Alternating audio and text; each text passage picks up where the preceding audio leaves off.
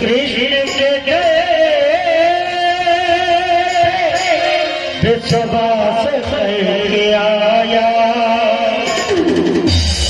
बचपन गया तेरा यही सोच के आस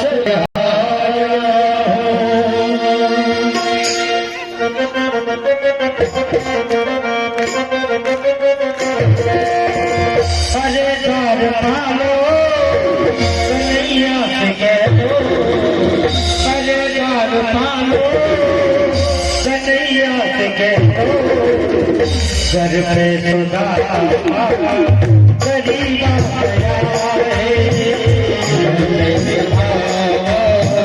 गरीबा गया है अरे द्वार पालो कन्हैया से कह दो अरे द्वार पालो कन्हैया से कह दो इधर पे सदा गरीबा गया है इधर पे सदा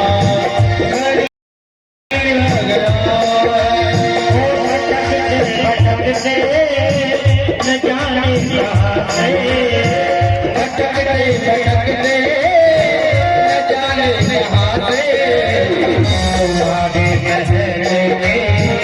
गरीबा गया तुम्हारी गरीबा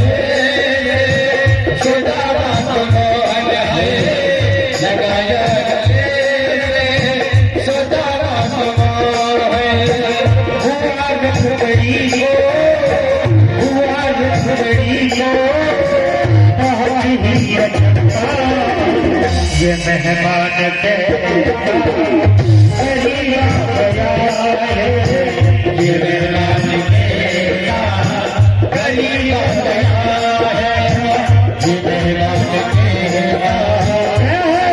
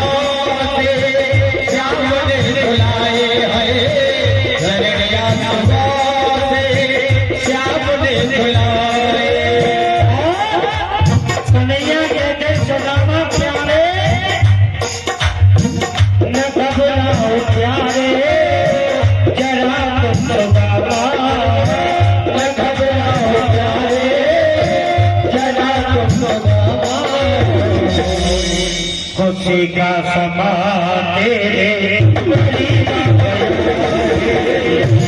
का जमा तेरे वजीफा गया है खुशी का जमा तेरे वजीफा गया है खुशी का जमा तेरे वजीफा गया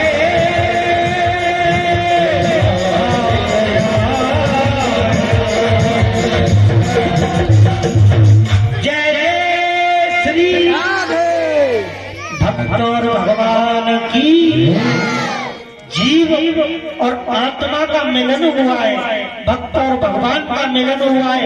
इनके लिए एक बार जोरदार तालियां बजाएं, क्योंकि ऐसी मित्रता वेद बंधन करें जिसका है। और इनकी वेदों में भी कहानी अगणित है, अजर है, अमर है। ऐसी मित्रता के लिए एक बार हम और आप भी ठाकुर जी के लिए नमन करते हैं, नमन करते हैं, नमन करते हैं। श्री हरि कथा श्रवण। भगवान श्री कृष्ण सुदामा को लेकर के महलों में और महलों में आकर के सुदामा ने कृष्ण से कहा, अरे कन्हैया, ये नगरी तो बड़ी सुंदर है और इस नगरी का निर्माण तुमने स्वयं किया, मुझे इस बात की खुशी बहुत है। तो कन्हैया कहने लगे, अरे मित्र, ये सब तुम्हारे ही आशीर्वाद से है। तो सुदामा जी ने कहा, अरे कन्हैया, कहाँ मैं गरीब और कहाँ तुम राजा, मुझे गरीब को तुम अंदर क्यों ले आए? मेरा और तुम्हारा तो कोई मेल भी नहीं। भगवान सुदामा का नाम सुनते ही बड़े खुश हुए। प्रभु ने जैसे ही सुदामा को महलों की प्रशंसा दिखाई, कहते हैं, सुदामा जी के जीवन में गरीबी क्यों आई? क्यों आई सुदामा जी के जीवन में गरीबी? क्योंकि सुदामा जी तो कृष्ण के परम मित्र हैं। तो वो गरीब क्यों हुए?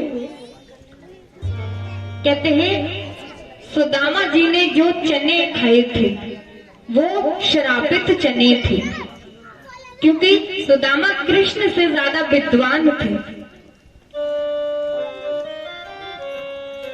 एक बूढ़ी औरत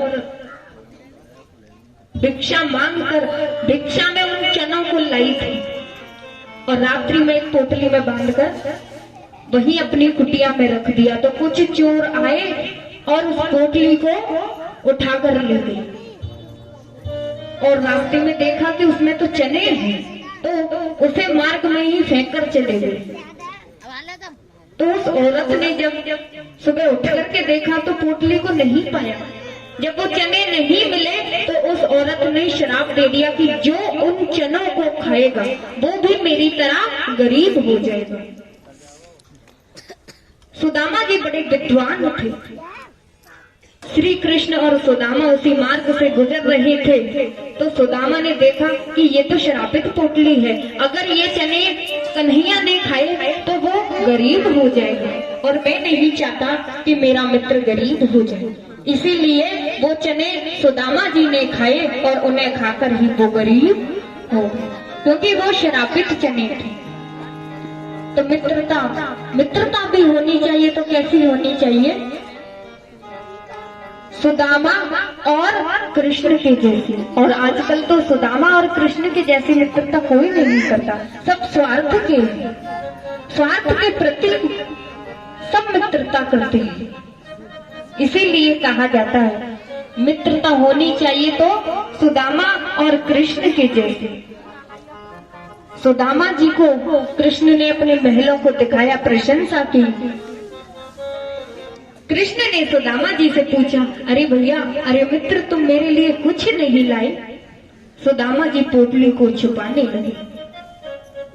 कृष्ण ने कहा, अरे दिखाओ ना मित्र, क्या लेकर आए हो? अब इधर में कृष्ण जी